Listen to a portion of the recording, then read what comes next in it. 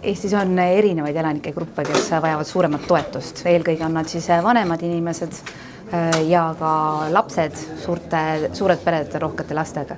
Erinevad kriisid mõjutavad erinevaid ettevõtlusvaldkondi. Praegu vajavad erilist tähelepanu põllumehed, sest meie naabruskonnas on soe suvi kaasa toonud rasked olud põllumajandustootjatele.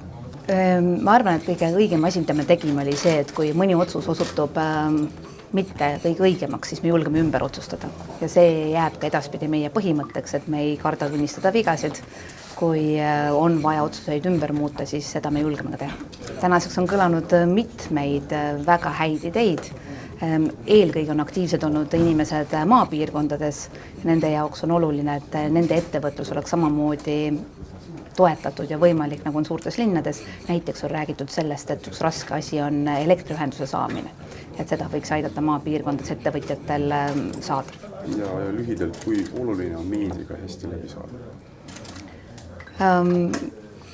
Ma arvan, et see on kahepoolne partnerlus, aga liiga hästi läbisaamine võib saada ka teisiti probleemiks.